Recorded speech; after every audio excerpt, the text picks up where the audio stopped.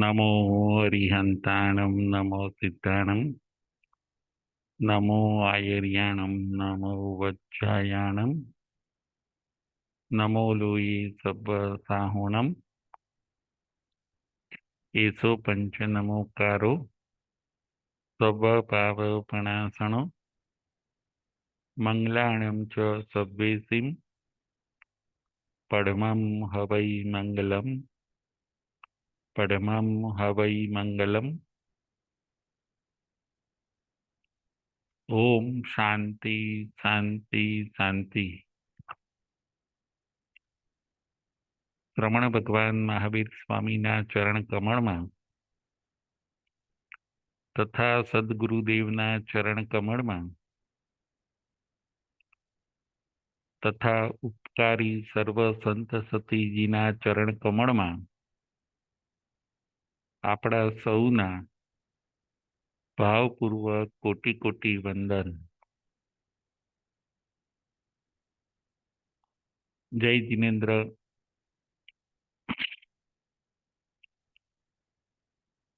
સ્થાનાંક સૂત્ર તારીખ 7/3/24, વાંચણી નંબર 10. સ્થાનાંક સૂત્રમાં આજે આપણે 9 તત્વ ઉપર વિચાર કરીશું. 9 તત્વ. 9 તત્વ એટલે શું, એ જાણવાથી આપણને શું લાભ થાય છે,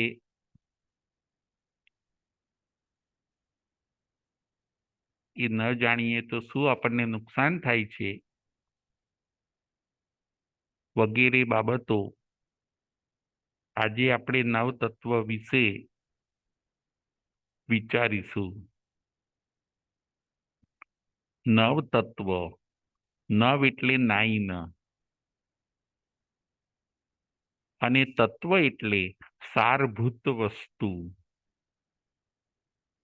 તત્વ એટલે શું, તો કે તત્વ એટલે સાર, તત્વ એટલે નિચોડ. ફિલોસોફીનો જો કોઈ સાર હોય તો એ છે 9 તત્વ.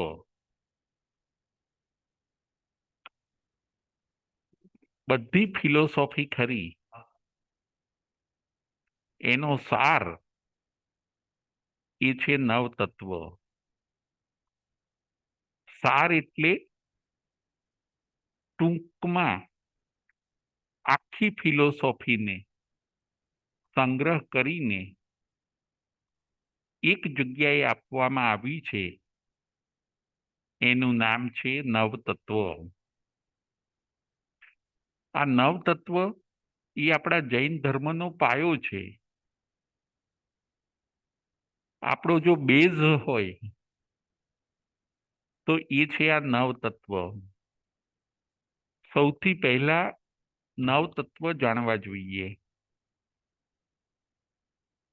અને પછી 9 તત્વને બરાબર જાણી એના ઉપર શ્રદ્ધા કરે, વિશ્વાસ કરે,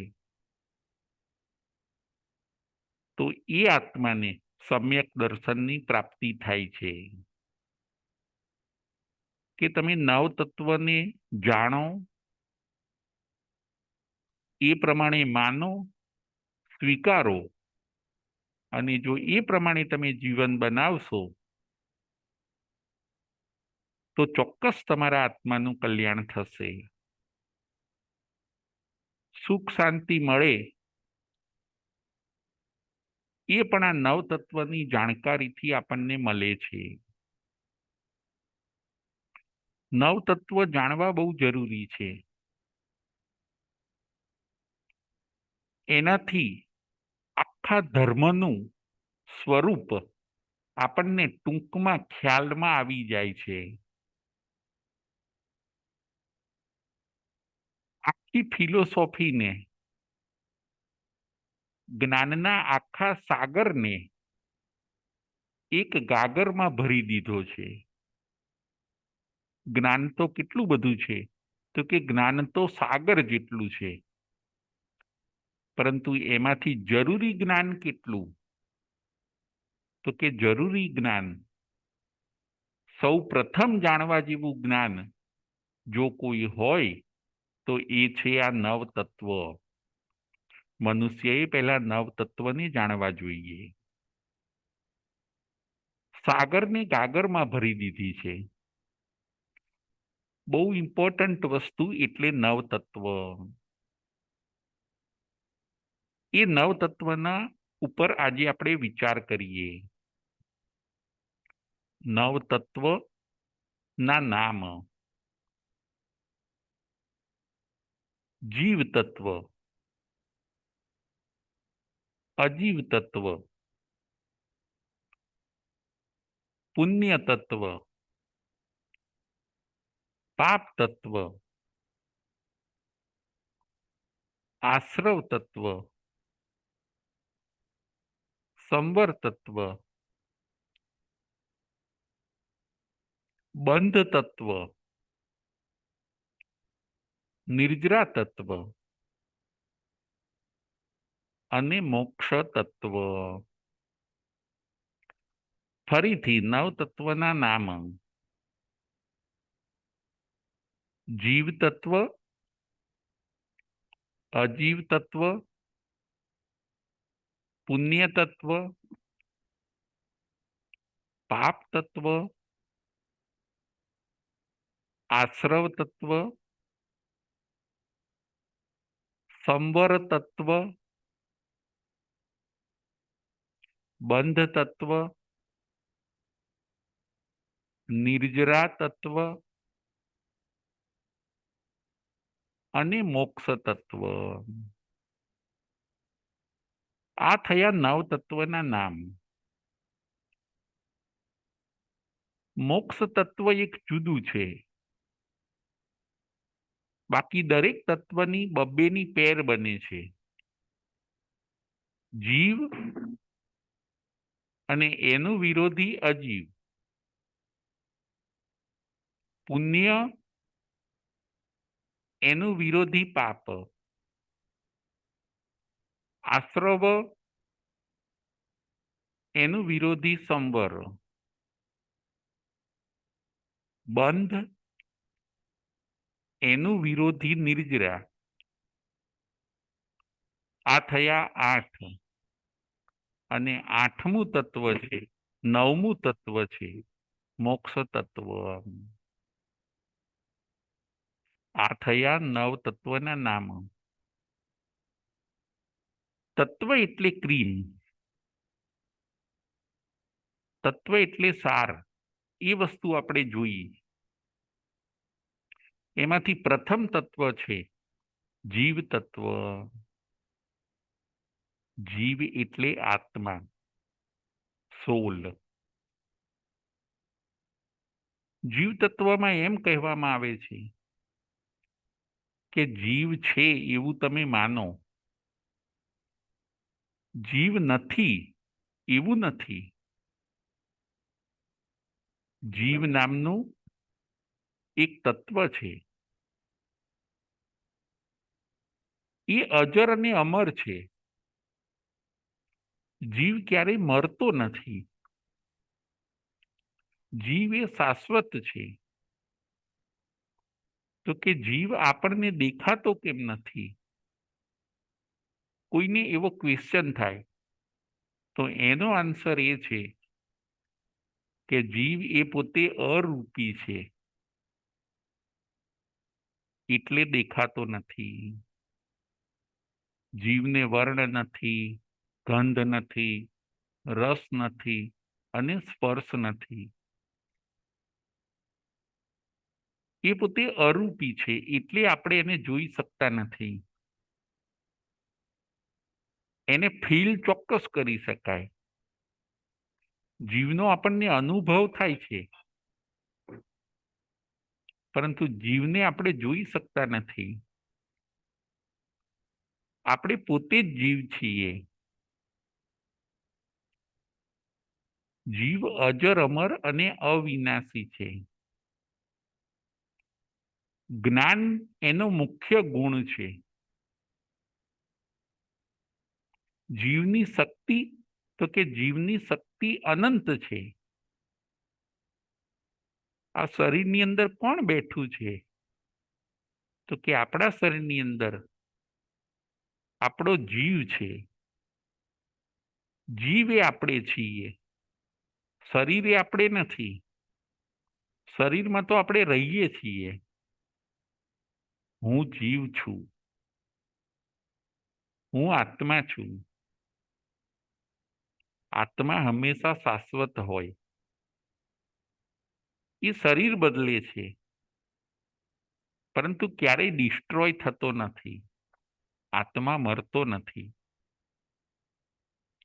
આત્મા એ દ્રવ્ય છે, એની પર્યાયો બદલાય. સિદ્ધ પર્યાય એ એની શાશ્વતી પર્યાય છે. સંસારમાં એની પર્યાયો બદલાયા કરે. આત્મા ક્યારેક એકેન્દ્રિય બને, ક્યારેક બેઇન્દ્રિય બને, ક્યારેક તેઇન્દ્રિય બને, ક્યારેક ચૌરેન્દ્રિય બને, ક્યારેક પંચેન્દ્રિય બને. એ એની પર્યાયો બદલાય છે, પણ એ તો અવિનાશી છે. જ્ઞાન એ એનો મુખ્ય ગુણ. સુખ દુઃખનો જાણ અને સુખ દુઃખનો વેદક. સુખ દુઃખનો અનુભવ કોને થાય છે? તો કે શરીરમાં રહેલા આત્માને સુખ દુઃખનો અનુભવ થાય છે. એ જોનાર અને જાણનાર છે. જે જોવે છે અને જાણે છે એ છે આત્મા. આ વાતનો આપણે સ્વીકાર કરવાનો છે. જીવ નથી એવું માનવાનું નથી. બધા આસ્તિક દર્શનો જીવને માને છે, એના ઉપર શ્રદ્ધા કરે છે. એક ચાર્વાક દર્શન છે, એ આત્માને માનતું નથી. એ કે છે કે આત્મા નથી. શરીરની સાથે જ કોઈક શક્તિ ઉત્પન્ન થાય છે અને શરીર નાશ પામે છે, ત્યારે એ શક્તિ પણ નાશ પામે છે. ચાર્વાક દર્શન આત્માને નથી માનતું. બાકી દુનિયાના બધા ધર્મ આત્માને માને છે. આત્મા પુનર્જન્મ પણ કરે છે, એવું પણ બધા ધર્મ માને છે. ચાહે હિન્દુ ધર્મ હોય, જૈન ધર્મ હોય, બુદ્ધ ધર્મ હોય, બધા આત્માને સ્વીકારે છે. આ થઈ જીવ તત્વની વાત. જીવ છે, દેખાતો નથી એટલે નથી. એવા ખોટા ખ્યાલમાં આપણે રહેવાનું નથી. કેવડી ભગવાન કેવળ જ્ઞાન થયા પછી અરૂપી એવા આત્માને જોઈ શકે છે, જાણી શકે છે. અરૂપી વસ્તુ કેવળ જ્ઞાનનો વિષય છે. મતિ જ્ઞાન, શ્રુત જ્ઞાનનો એ વિષય નથી. આવા જીવ તત્વને તમે માનો, સ્વીકારો, એના ઉપર શ્રદ્ધા કરો. જીવ તત્વ પાસેથી શીખવાનું પણ એ છે કે મને જેમ સુખ ગમે છે, દુઃખ નથી ગમતું, એમ જગતના તમામ જીવોને સુખ ગમે છે, પરંતુ દુઃખ ગમતું નથી. માટે મારે કોઈને દુઃખ આપવું ન જોઈએ. સૌને સુખ પ્રિય છે, કોઈને દુઃખ પ્રિય નથી. દુઃખ બધાને અપ્રિય છે. આપણે પણ ભગવાન મહાવીર સ્વામી એમ જ કીધું કે તમે મન વચન કાયાથી કોઈ પણ જીવને દુઃખ આપશો નહીં. જીવ દયા ઊંચામાં ઊંચો ધર્મ બતાવ્યો કે તમે દરેક જીવોની દયા પાળો. અહિંસા પરમો ધર્મ. નોન વાયોલેન્સને તમે તમારા જીવનમાં એપ્લાય કરો. કીડીમાં કે હાથીમાં સરખો જ આત્મા છે. શરીર ખાલી નાના મોટા છે. નાના જીવની પણ દયા પાડો તમે, અને મોટા જીવની પણ તમે દયા પાડો. દયાથી વિશેષ કોઈ ધર્મ ન હોઈ શકે. જીવ દયા ઊંચામાં ઊંચો ધર્મ છે. જીવ તત્વને જાણીને તમે વધારે જીવ દયા પાડવા માટે તૈયાર થાવો. અને હું પોતે જીવ છું, હું પોતે શિવ બની શકું એમ છું, મારામાં અનંત શક્તિ છે, આવો તમે વિશ્વાસ કરો. આત્મા જ પરમાત્મા બને છે,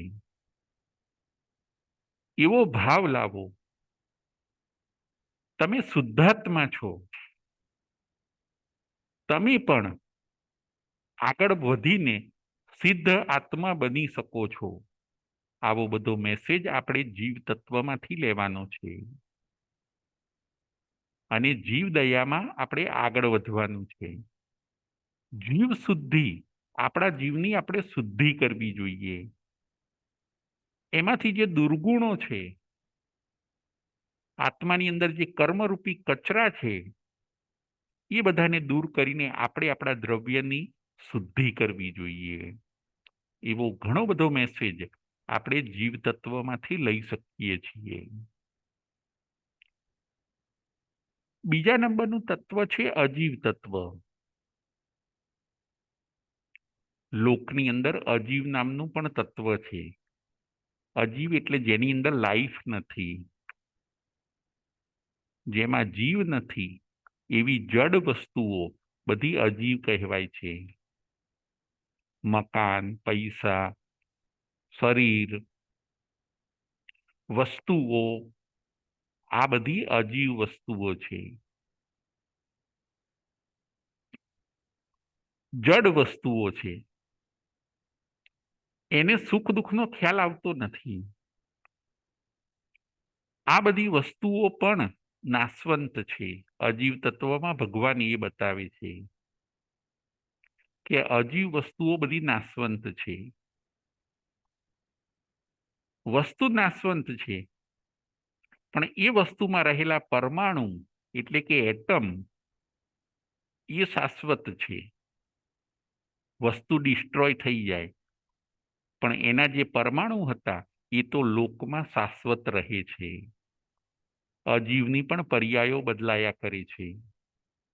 અજીવ તત્વમાં ભગવાન કહે છે કે અજીવના સ્વરૂપને જાણીને તમે અજીવ ઉપર મોહ ન રાખશો.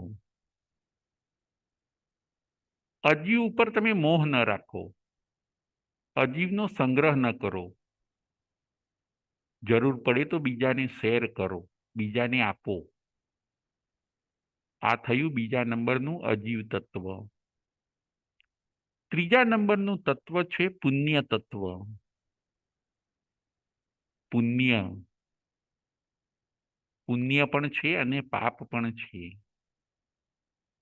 પુણ્ય જીવ કેવી રીતે બાંધે છે? તો કે શુભ ભાવ કરવાથી પુણ્ય બંધાય છે. આ વાત પણ પરફેક્ટ છે. આ વાત પણ એટલી જ સાચી છે કે કોઈ પણ જીવ ભાવ કરશે એ પ્રમાણે કર્મ બાંધે છે. જેવો શુભ ભાવ કર્યો, સારો ભાવ કર્યો, તરત જ એને પુણ્ય બંધાઈ જાય છે. બીજાને મદદ કરવાનો ભાવ, બીજાને ઉપયોગી થવાનો ભાવ, આવું કરવાથી તરત પુણ્ય બંધાય છે. અને એ પુણ્યના શું ફળ આપે છે?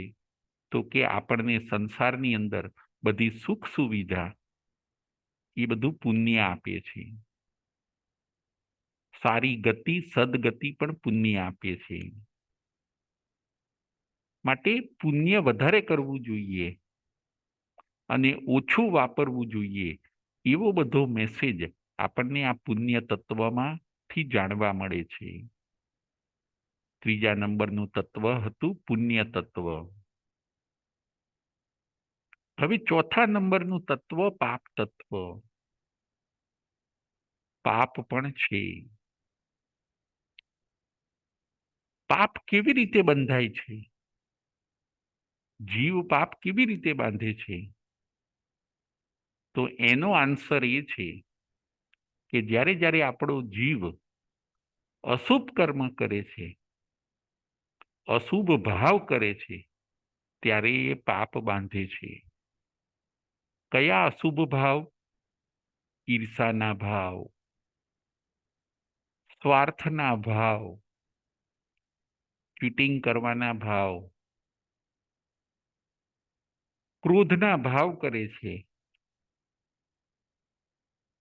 અસત્ય બોલે છે, ત્યારે એ પોતે અશુભ ભાવમાં છે. અને સોલનો એ અશુભ ભાવ, આત્માનો એ અશુભ ભાવ, એના કારણે તરત પાપ કર્મ બંધાઈ જાય છે. અને એ પાપ કર્મ પછી જ્યારે ઉદયમાં આવે છે ત્યારે અશુભ ફળ આપે છે.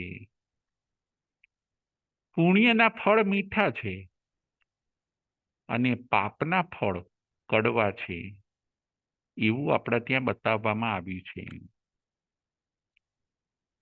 પાપ શું કરે છે? પાપ આપણને શું કરે છે? તો કે પાપ આપણને પનિશમેન્ટ કરે છે.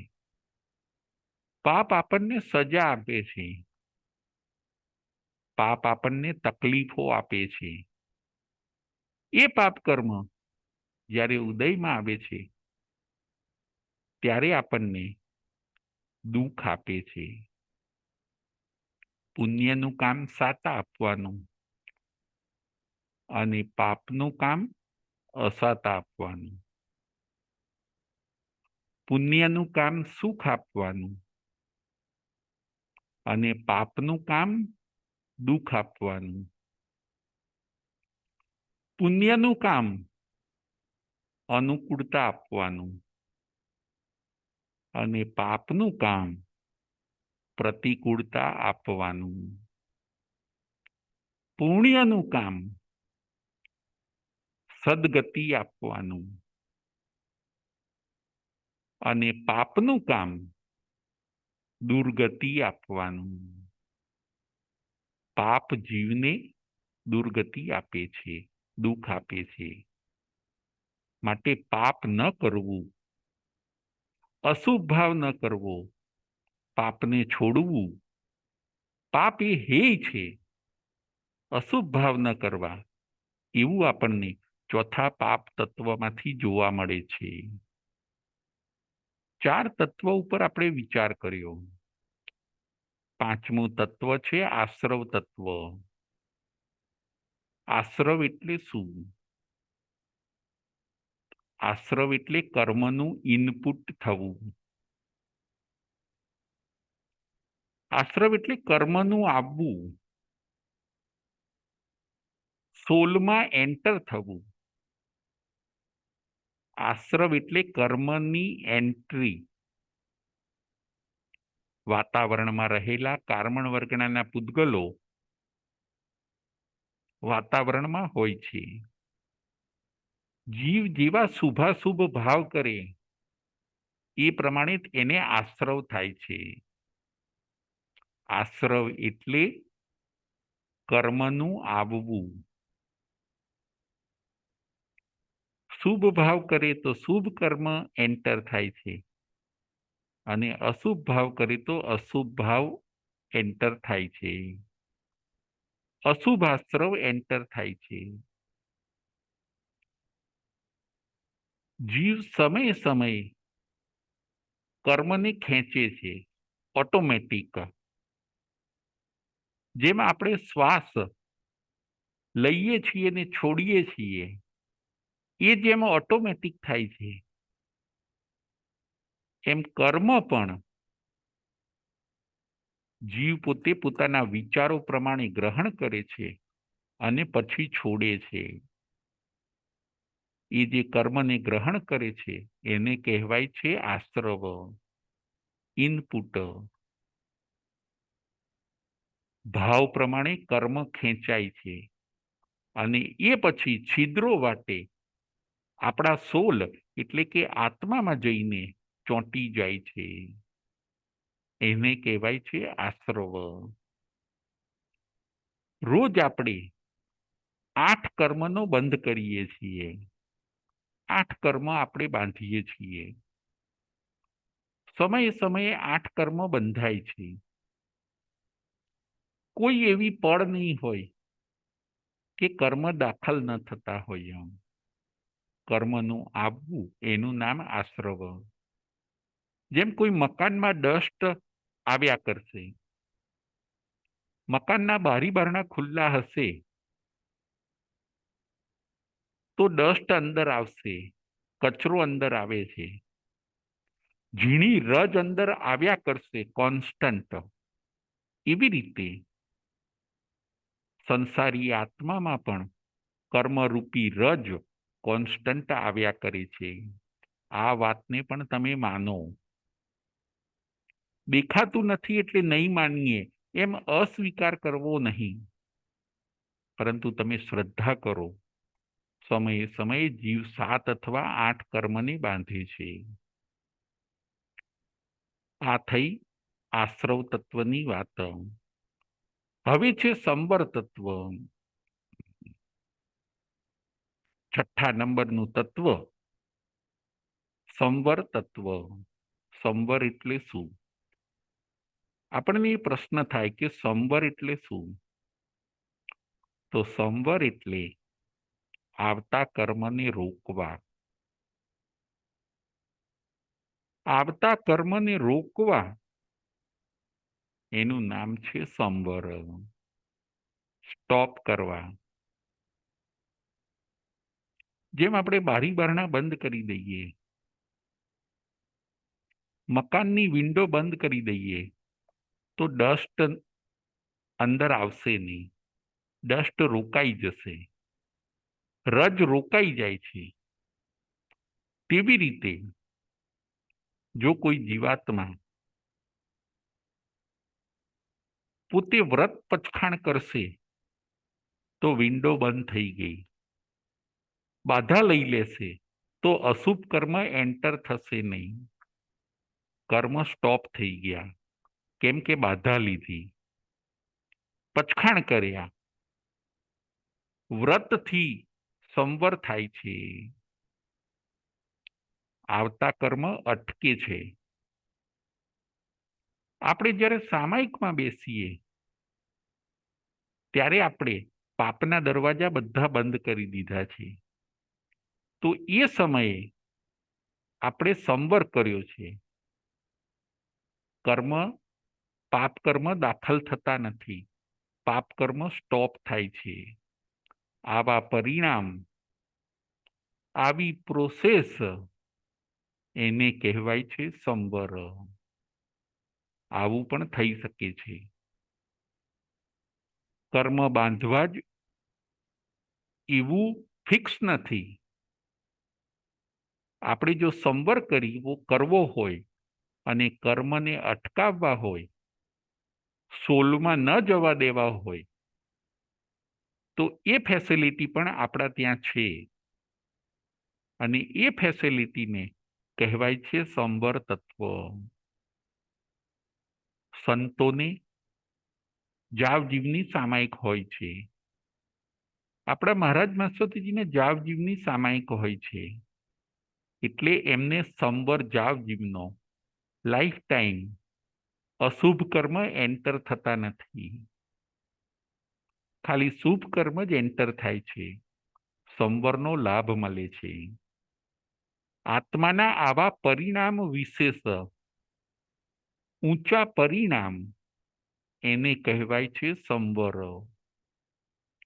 સંવર એટલે આવતા કર્મને અટકાવવા. આ પણ વસ્તુ સત્ય છે, એનો પણ તમે સ્વીકાર કરો. એના ઉપર પણ તમે શ્રદ્ધા કરો. 6થા નંબરનું તત્વ હતું સંવર તત્વ. જેટલા વ્રત પચખાણ વધારે એટલો સંવરનો લાભ પણ વધારે. 7મા નંબરનું તત્વ છે બંધ તત્વ. બંધ એટલે શું? તો કે જે કર્મ એન્ટર થયા એ કર્મ આત્મા સાથે ચોંટી જાય છે. આત્મા સાથે કર્મનું ચોંટવું એનું નામ છે બંધ તત્વ. સોલ સાથે કર્મ ચોંટી જાય એને કહેવાય છે બંધ તત્વ. એકમેક થઈ જવું. એના માટે એક્ઝામ્પલ આપ્યું કે જેમ દૂધ અને પાણી કેવા એકમેક થઈ જાય છે, એમાં આત્મા અને કર્મ એ બે એકમેક થઈ જાય. એમ આત્મા ચેતન છે અને કર્મ એ જડ છે. એ બંનેનું એકમેક થઈ જવું, મિક્સ થઈ જવું, એનું નામ છે બંધ તત્વ. આશ્રવથી કર્મ આવ્યા અને બંધ થવાથી એ ચોંટી ગયા. હવે જ્યારે એનો આબાદાકાળ આવશે ત્યારે એ ચોંટેલા કર્મ ઉદયમાં જીવને આવે છે. બંધ એટલે ચોંટી જવું. જેમ કોઈ લોખંડનો ગોળો હોય અને એની સાથે એને અગ્નિમાં તપાવવામાં આવે તો એ લોખંડનો ગોળો લાલ બની જાય છે. એ લોખંડના છિદ્રોમાં થઈને અગ્નિએ છેક અંદર સુધી પ્રવેશ કર્યો. આમ આપણને ન લાગે કે લોખંડની અંદર ગેપ હશે, છિદ્ર હશે, પરંતુ એ ઝીણા છિદ્રોમાં થઈને અગ્નિ અંદર જાય છે અને લોખંડનો ગોળો લાલ થઈ જાય છે. બસ એવી જ રીતે આપણા આત્મ પ્રદેશોમાં બાંધેલા કર્મ એકમેક થઈ જાય છે. એ આ ભવમાં પણ ઉદયમાં આવે છે, પછીના ભવમાં પણ ઉદયમાં આવે છે, 5 ભવ પછી પણ ઉદયમાં આવે છે, 10 ભવ પછી પણ ઉદયમાં આવે છે. એ ક્યારે ઉદયમાં આવશે એ ખબર ન પડે. એનો આબાદાકાળ પૂરો થાય ત્યારે એ ઉદયમાં આવે છે. આ થયું બંધ તત્વ. ત્યાં સુધી એ કર્મ સોલની સાથે, આત્માની સાથે ચોંટીને રહે છે. આ થયું બંધ તત્વ. હવે આવે છે નિર્જરા તત્વ. 8મા નંબરનું તત્વ નિર્જરા તત્વ. નિર્જરા કર્મનો આંશિક ક્ષય, એનું નામ છે નિર્જરા. કર્મનો આંશિક ક્ષય, એનું નામ છે નિર્જરા. કર્મ જેમ અંદર દાખલ થાય છે એવી રીતે કર્મ બહાર પણ નીકળે છે. કર્મ બે રીતે બહાર નીકળે છે. એક તો ઉદયથી ભોગવાઈને બહાર નીકળે છે. કર્મ બે રીતે બહાર નીકળે છે. એક તો ઉદયથી ભોગવાઈને બહાર નીકળે છે અને બીજું તપ કરવાથી કર્મ બહાર નીકળે છે. આવી રીતે સોલની અંદર રહેલા કર્મ બે રીતે બહાર નીકળે છે.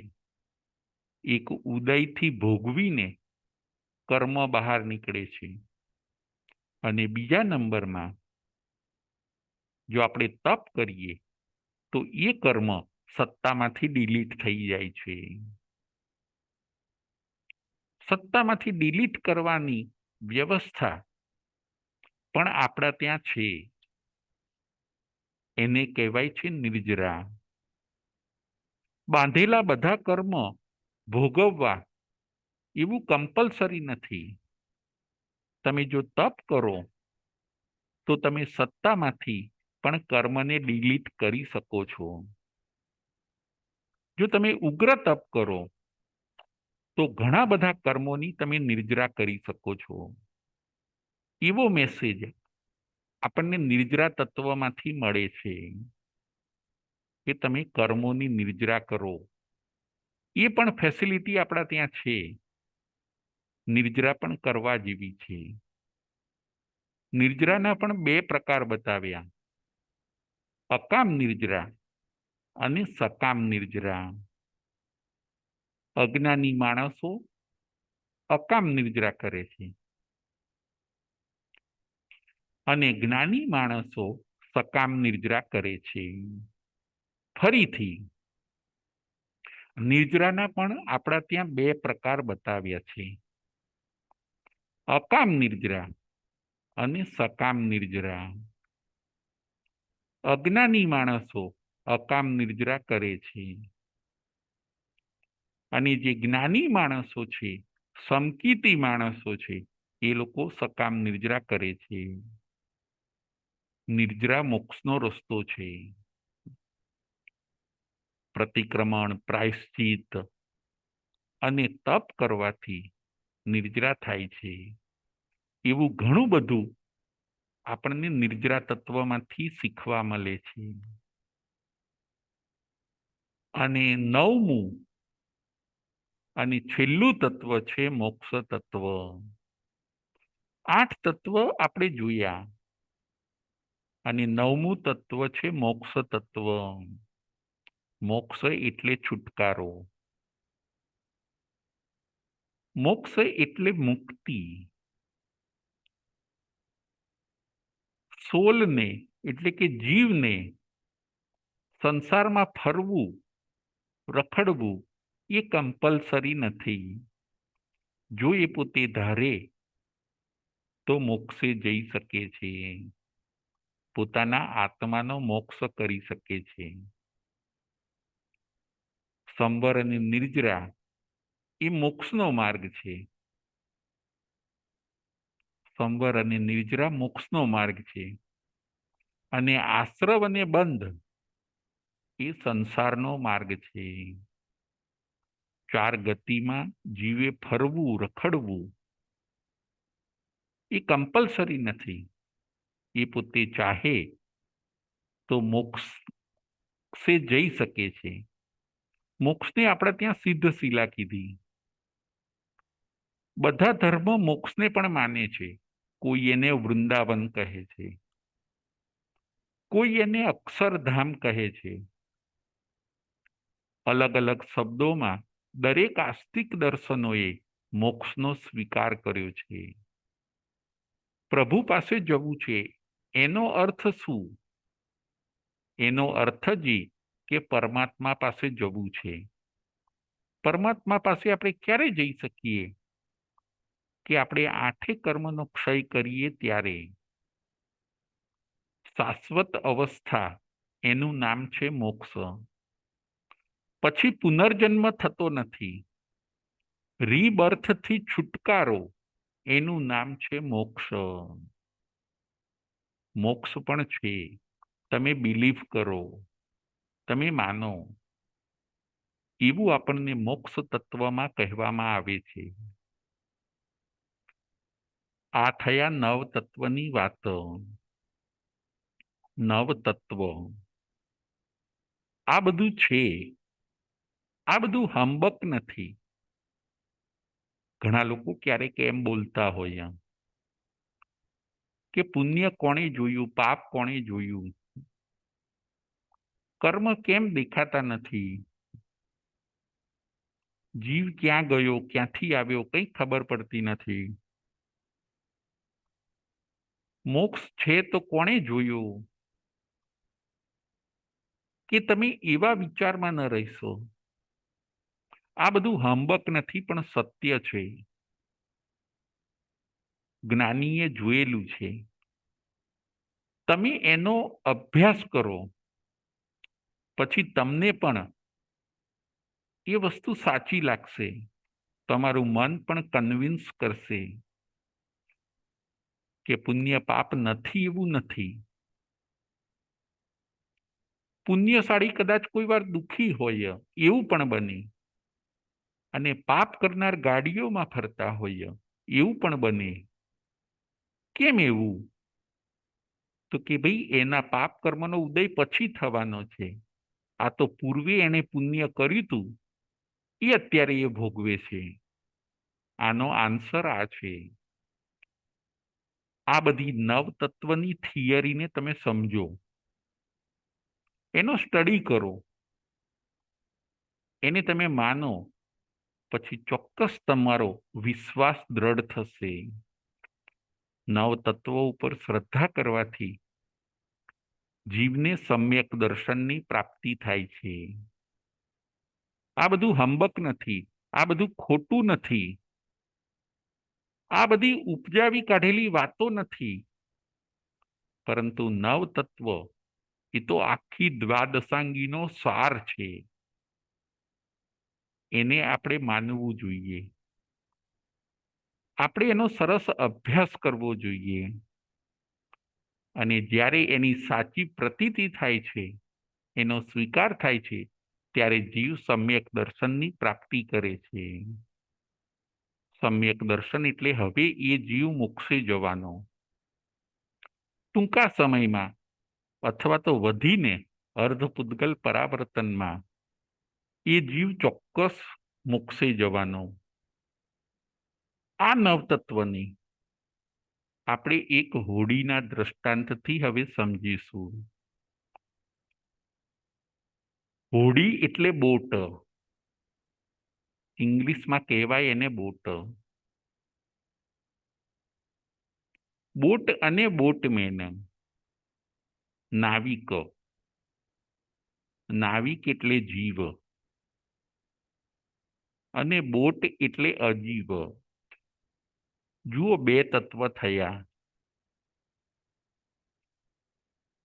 બોટમેન એટલે જીવ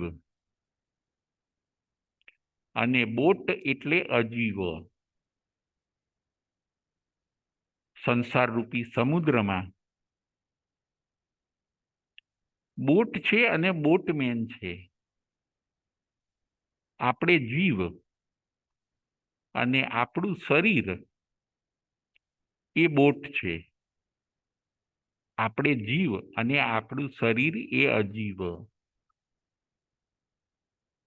જેમ કોઈ બોટમેન હશે, એ બોટ લઈને સમુદ્રમાં જાય છે. એટલે બે તત્વ થયા, જીવ અને અજીવ. અનુકૂળ પવન એટલે પુણ્ય, એ થયું ત્રીજું તત્વ. અનુકૂળ પવન, જે દિશામાં આપણે જવું છે, પાછળથી એ દિશાનો જ પવન આવે છે. પવન બહુ ફેવરેબલ છે. આપણે એક હલેસો મારે છે બોટમેન, અને પવન પછી ધક્કો મારીને એને વધારે આગળ લઈ જાય છે. રસ્તો વધારે કપાય છે. એને કહેવાય છે પુણ્ય. અનુકૂળ પવન એ પુણ્ય, પ્રતિકૂળ પવન એ પાપ. સામો પવન હોય એને કહેવાય છે પાપ. એક હલેસું મારીને નાવિક આગળ જાય અને પવન, સામો પવન પાછા 3 હલેસા એને પાછો લાવી દે, એવો પવન એને કહેવાય છે પાપ. જુઓ, આવું બનતું હોય છે. જે મનુષ્યને પાપનો ઉદય હોય, એ બિચારો ઘણીવાર એક મુશ્કેલીને દૂર કરે અને બીજી 3 મુશ્કેલી આવી જાય. સંસારમાં પ્રતિકૂળ પવન, એનું નામ છે પાપ.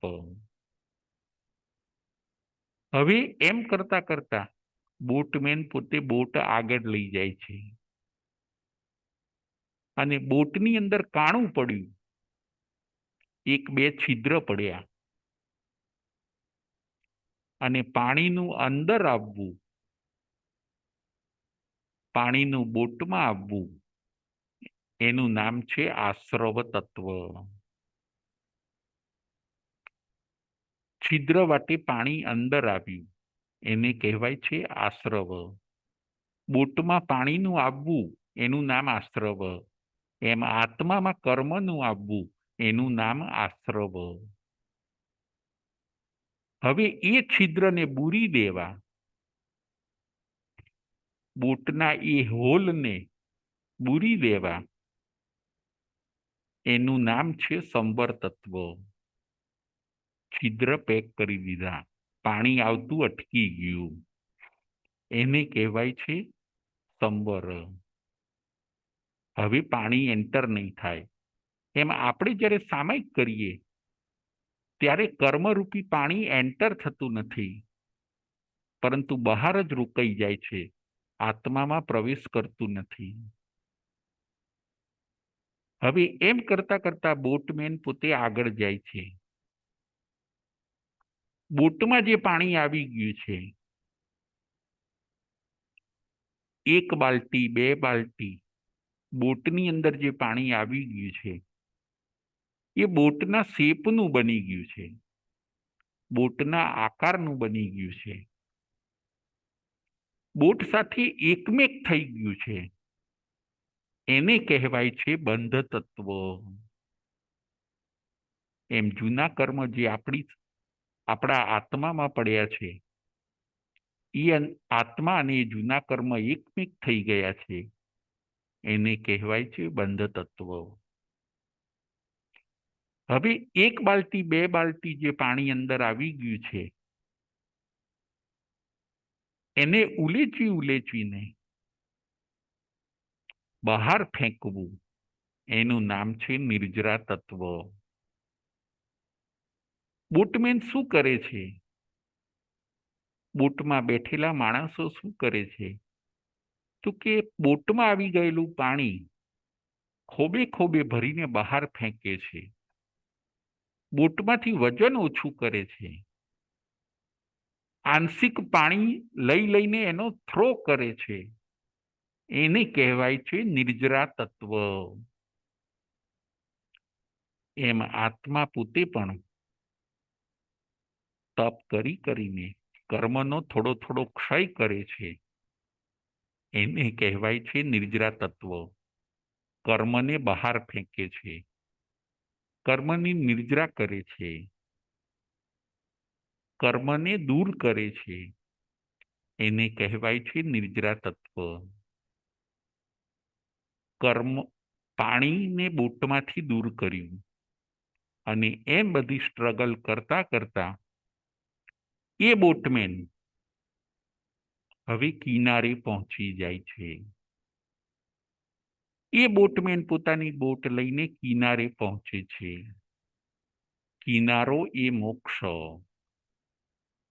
કિનારો એ મોક્ષ. મોક્ષ એટલે શું? તો કે કિનારો. બોટમેન પોતે પાણી સાથે સ્ટ્રગલ કરતો કરતો સેફ અને સલામતી પૂર્વક કિનારે આવી જાય છે. પછી એને હાસ થાય છે કે હાસ, હવે હું કિનારે આવી ગયો. એનું નામ મોક્ષ. હવે સમુદ્રમાંથી બહાર નીકળી જાય છે, બોટમાંથી પણ બહાર નીકળી જશે, બોટને પણ છોડી દે છે, કારણ કે કિનારો આવી ગયો. એને સમુદ્રમાંથી એને મુક્તિ મળી ગઈ, એનું કાર્ય સિદ્ધ થઈ ગયું. એનો જે ગોલ હતો કે આ કિનારેથી મારે આ કિનારે જવું છે, એ ગોલ એનો સફળ થઈ ગયો, એનું ધ્યેય પૂરું થઈ ગયું. અને ધ્યેયની પ્રાપ્તિ એ મોક્ષ. પછી એ સમુદ્રને પણ છોડી દે છે અને બોટને પણ છોડી દે છે. એમ જે જીવ મોક્ષે જાય છે એ પછી સંસાર રૂપી સમુદ્રને પણ છોડી દે છે અને શરીર રૂપી જે બોટ ખરી એને પણ એ પોતે છોડી દે છે. કારણ કે મોક્ષ એટલે શું? તો કે મોક્ષ એટલે કિનારો. આવી રીતે બોટના દ્રષ્ટાંતથી આપણે 9 તત્વને જોયા. બોટમેન એટલે જીવ. ફરીથી, બોટમેન એટલે જીવ, બોટ એટલે શરીર. અનુકૂળ પવન એટલે પુણ્ય, પ્રતિકૂળ પવન એટલે પાપ. બોટમાં પાણીનું આવવું એનું નામ આશ્રવ. બોટમાં આવતા પાણીને રોકવું એનું નામ સંવર. બોટ સાથે પાણીનું એકમેક થઈ જવું એનું નામ બંધ. બોટમાં આવેલા પાણીને થોડું થોડું બહાર ફેંકવું એનું નામ નિર્જરા. અને કિનારો આવી જાય પછી બોટને પણ છોડી દેવી, સમુદ્રને પણ છોડી દેવો એનું નામ છે મોક્ષ. નવ તત્વની આજે આપણે જોયા. નવ તત્વ ખૂબ સુંદર વસ્તુ છે. આપણા જૈન ધર્મનો જો પાયો હોય તો એ છે નવ તત્વ. આ નવ તત્વનું જીવ વિસ્તારથી જ્યારે જ્ઞાન આપે છે ત્યારે એને બધા શાસ્ત્રો ખુલી જાય છે. આવા નવ તત્વને આપણે જાણવા જોઈએ, એના ઉપર શ્રદ્ધા કરવી જોઈએ, એનો ડિટેલમાં અભ્યાસ કરીને આપણે ખૂબ જ્ઞાનની પ્રાપ્તિ કરવી જોઈએ.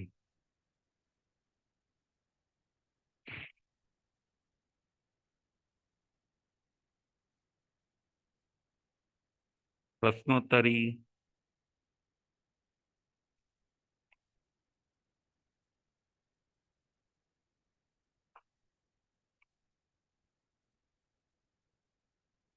સંગીતાબેન મહેતા. જય જીનેન્દ્ર રાજુભાઈ. જય જીનેન્દ્ર.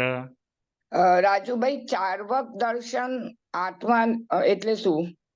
બરાબર છે. ચાર્વાક દર્શન એટલે છે ને એક એવો પંથ છે સંગીતાબેન, એક એવો પંથ છે, એવો મત છે કે એ પોતે જેમ આપણો જૈન ધર્મ હોય ને એવી રીતે એક ચાર્વાક ધર્મ છે. અચ્છા, ઓકે. તો એ લોકો આત્માને માનતા નથી. એ લોકો અચ્છા. કે ભાઈ આત્મા નથી, પુણ્ય પાપ નથી અને કર્મ નથી, કે એટલે એવો એક પંથ છે ચાર્વાક દર્શન કરીને. ઓકે. ખ્યાલ આવ્યો સંગીતાબેન? હા હા હા, ચોક્કસ. Thank you. ઓકે.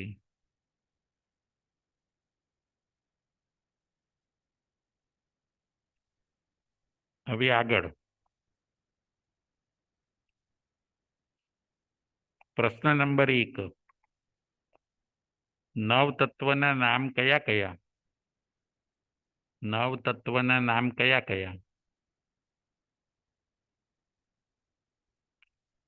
નવ તત્વના નામ.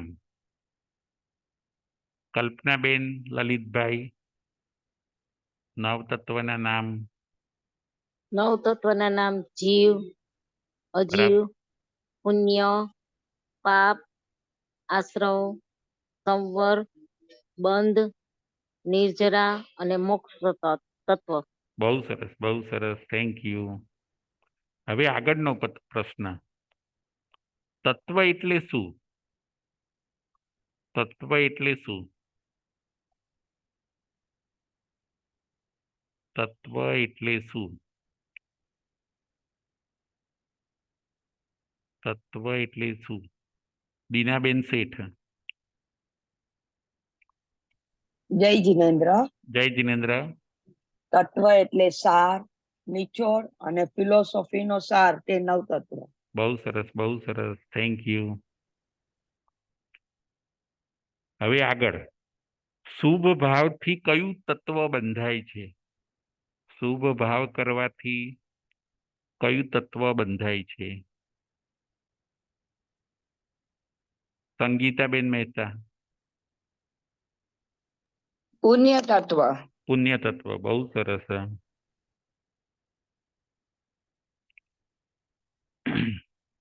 કર્મ એન્ટર થાય એ કયું તત્વ? કર્મ દાખલ થાય એ કયું તત્વ? પ્રદીપભાઈ મહેતા. જય જીનેન્દ્ર. જય જીનેન્દ્ર. કર્મ દાખલ થાય એ આશ્રવ તત્વ કહેવાય. બહુ સરસ, બહુ સરસ. હવે આગળ. સામાયિક કયા તત્વમાં આવે છે? નવ તત્વમાંથી સામાયિક કયા તત્વમાં આવે છે? સામાયિક કયા તત્વમાં આવે છે? દીનાબેન શેઠ. સંવર તત્વમાં આવે છે. સંવર તત્વમાં. બહુ સરસ, બહુ સરસ. અનુકૂળતા કયું કર્મ આપે છે અને પ્રતિકૂળતા કયું તત્વ આપે છે? અનુકૂળતા કયું તત્વ આપે છે અને પ્રતિકૂળતા કયું તત્વ આપે છે? દીનાબેન શેઠ. અનુકૂળતા આપણને અનુકૂળતા છે એ પુણ્ય તત્વ આપે છે અને પ્રતિકૂળતા છે એ પાપ તત્વ આપે છે. બહુ સરસ, બહુ સરસ. હવે નિર્જરાના કેટલા પ્રકાર કયા કયા? નિર્જરાના કેટલા પ્રકાર કયા કયા? અને કોને કઈ નિર્જરા હોય છે? નિર્જરાના કયા પ્રકાર, કેટલા પ્રકાર? નિર્જરાના કેટલા પ્રકાર કયા કયા અને કોને કઈ નિર્જરા હોય છે? દીનાબેન શેઠ.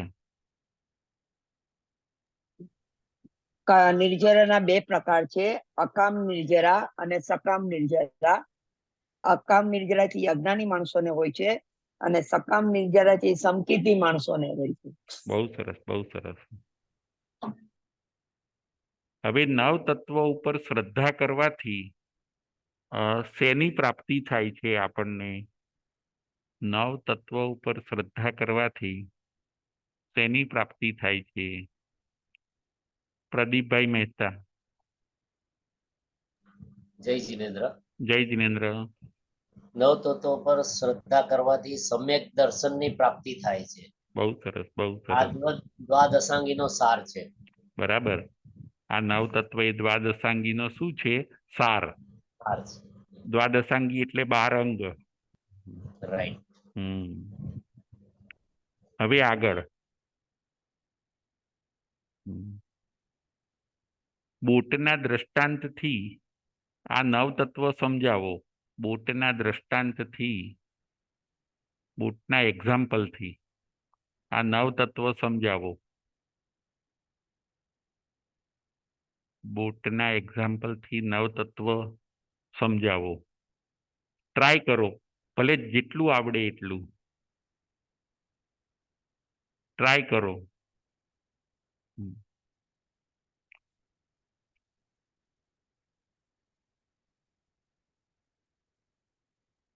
123 નંબર કોનો છે એ ખ્યાલ આવતો નથી, પણ બધાએ ટ્રાય કરવાનો છે, બધાએ બોલવાનું છે. પહેલા દીનાબેન શેઠ બોલશે, પછી પ્રદીપભાઈ મહેતા બોલશે, પછી મારે બોલવું છે. હા, પહેલા 123 નંબર બોલે, પછી દીનાબેન બોલશે, પછી પ્રદીપભાઈ મહેતા બોલશે. બોટના દ્રષ્ટાંતથી નવ તત્વ સમજાવો. જય જિનેન્દ્ર. જય જિનેન્દ્ર. હું ફાલ્ગુની બોલું, ફાલ્ગુની મહેતા. હા, ફાલ્ગુનીબેન બોલો. જય જિનેન્દ્ર. આપણે બોટ એ બોટનો જે ચલાવનાર છે એ જીવ અને બોટ છે એ અજીવ. બરાબર. પછી જે સામો પાછળથી પવન આવે છે એટલે સાનુકૂળ પવન આવે છે એ પુણ્ય. બરાબર. સામે અને સામેથી જે પવન આવે છે એ પ્રતિકૂળ, એટલે પ્રતિકૂળ પવન આવે છે એ પાપ. બરાબર. પછી જે પાણી અને બોટમાં જે પાણી આવી જાય છે એટલે આશ્રવ તત્વ. બરાબર, બહુ સરસ. અને જે પાણી બહાર કાઢવા માટેનો પ્રયત્ન કરે છે એ આશ્રવ. પછી સંવર. સંવર, પાણીને રોકવું. હા, પાણીને રોકવું તે સંવર. બરાબર. પછી નિજરામાં શું હતું? નિજરામાં ભૂલાઈ ગયું. હા, થોડું થોડું બહાર ફેંકવું પાણીને. પાણીને બોટમાં પાણીને થોડું થોડું બહાર હા, બહાર ફેંકો. એનું નામ નિજરા. એનું નિજરા. ને બંધમાં આવેલું પાણી એકમેક થઈ જાય બોટ સાથે. આવેલું પાણી એકમેક થઈ જાય બંધમાં. અને મોક્ષમાં છે કિનારે આવી જાય એટલે મોક્ષ. મોક્ષ. ખ્યાલ આવ્યો ને ફાલ્ગુનીબેન? બરાબર ખ્યાલ આવ્યો ને? તું બોલીશ? હા. પણ રાજુભાઈ સાહેબ આ છે ને આમાં બેબી બોલે 9 તત્વના નામ. બરાબર બરાબર, હા બોલો કહીએ. બોલ જલ્દી, લે આ છોકરી બોલતી નથી. બોલો જલ્દી બોલાવે જો. જીવ હજી બોલી જા. બોલી જા, એક વાર બોલી જા કહીએ. એ જો જલ્દી બોલાવે. તને કહેશે અંકલ ને સરપ્રાઈઝ આપશે પછી. હા જીવ, મમ્મા ગિફ્ટ આપશે, જલ્દી બોલ. બોલો. ચોકલેટ લાય તો બોલશે. હા બોલે છે જો બોલી લાઈન જા માં એક વાર. મસ્ત બોલે સાહેબ. હા એક વાર બોલી જા કહીએ. જો બધા સાંભળે છે. કમ ઓન ટીશ્યુ હાલો આપણે ફરીથી બોલાવડાવ સાહેબ. સારું સારું, ચોક્કસ. હવે દીનાબેન શેઠ બોલશે બોટનું દ્રષ્ટાંત, અને પછી પ્રદીપભાઈ. બોટના દ્રષ્ટાંતથી 9 તત્વ સમજાવો. હા જી, બોટમેન છે એ જીવ તત્વ છે, અને બરાબર. જે બોટ છે એ આપણું શરીર છે એ અજીવ તત્વ છે, અને અનુકૂળ પવન છે એ પુણ્ય તત્વ છે, અને પ્રતિકૂળ પવન છે પાપ છે, અને આશ્રવ છે જે છિદ્રની અંદરમાં પાણી આવી જાય છે, અને જેનાથી આપણી બોટ હેવી થઈ જાય છે, અને સંવર તત્વ એટલે કે છિદ્રથી આપણે એને કોઈ પણ વસ્તુ જેને અટકાવી દઈએ છિદ્રને, એટલે પાણી આવતું બંધ થઈ જાય છે. જેવી રીતે સામાયિક ને આપણે કરીએ આપણા કર્મ આપણા આવતા બંધ થઈ જાય, એ સંવર તત્વ. Very good. અને જેમ કે બંધ તત્વ છે કે જેમ કે દૂધ અને પાણી એકમેક થઈ જાય, એવી રીતે આપણે બંધ તત્વ એ લોકો આપણે જે પાણી જે આપણે ઉલેચીને બહાર કાઢીએ એટલે એ બંધ તત્વ. અને મોક્ષ તત્વ છે કે એ જે કિનારે આપણે પહોંચી જાય, સેફ અને સલામીથી કિનારે આવી જાય, આપણને હાશકારો અનુભવ થાય, એટલે આપણે એમ લાગે કે આપણને મુક્તિ મળતા આપણું કાર્ય સિદ્ધ થઈ ગયું છે, એટલે ઈ છે આપણું મોક્ષ તત્વ. બહુ સરસ, બહુ કિનારો એ મોક્ષ. કિનારું મોક્ષ. બહુ સરસ, બહુ સરસ. હવે પ્રદીપભાઈ મહેતા. જય જિનેન્દ્ર. જય જિનેન્દ્ર. જેમ સમુદ્રમાં આપણે પેલા બોટ અંદર જાય એમાં સાથે નાવિક હોય અને બોટ બંને હોય, એટલે નાવિક હોય એ જીવ તત્વ કહેવાય, અને બોટ નાવિક એટલે બોટમેન એ જીવ તત્વ, અને જે બોટ છે એ અજીવ છે. ત્યાર પછી બોટને આગળ જવા માટે જે સહાયતા થાય આપણને, એ અનુકૂળ પવન મળે તો આપણે જે દિશામાં જવું એ દિશામાં જઈ શકાય, તે પુણ્ય તત્વ. બહુ સરસ. અને સામે જો ઊંધો પવન આવે એટલે પ્રતિકૂળ પવન કહેવાય, એ ઊંધી બાજુ લઈ જાય, આડાવડા લઈ જાય, એ પાપ તત્વ. બરાબર. પછી સમજો બોટમાં ક્યાંક રસ્તામાં કાણું પડી ગયું તો એની અંદર પાણી આવવા માંડે, જે રીતે કર્મનું આત્મામાં આવે એ આશ્રવ તત્વ કહેવાય એ રીતે. ત્યાર પછી સંવર તત્વ એને કહેવાય કે એમાંથી કાણું આપણે બંધ કરીએ, એમ કે છિદ્રને બંધ કરી દઈએ કે એટલીસ્ટ નવું પાણી તો અંદર ના આવે એમ આપણે, એટલે જાણે પચખાણ સામાયિક કઈ પણ તપ કરીએ એ બધું સંવર તત્વ થયું એમ. ત્યાર પછી આવે છે બંધ તત્વ. એમાં અંદરનું પાણી બોટ સાથે એકમેક થઈ જાય. સમજો જે 1-2 બાલદી પાણી રહી ગયું હોય એ બોટ સાથે જ એમાં જ રહે, પણ બોટ સાથે જ ભળી જાય દૂધ ને પાણીની જેમ. એ બંધ તત્વ, એટલે હવે બહાર ન નીકળે, કાંઈ ન થાય એટલું એમ. બરાબર. ત્યાર પછી નિર્જરા એટલે આપણે જે 1-2 બાલદી પાણી જે બોટની અંદર રહી ગયું છે એ આપણે ઉલેચીને ખોબે કે બહાર ફેંકી દઈએ, એને નિર્જરા કહેવાય. એ પણ તપ દ્વારા થાય. બહુ સરસ.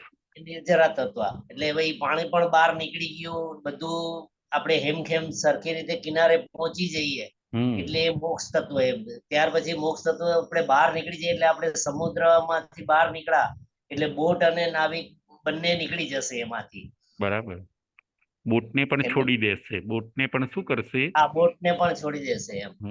અને કિનારો એ મોક્ષ. પછી કિનારો એ મોક્ષ છે. બરાબર છે. ત્યાં આપણે જ કિનારા ઉપર રહેશું. બરાબર. બરાબર છે, બરાબર છે.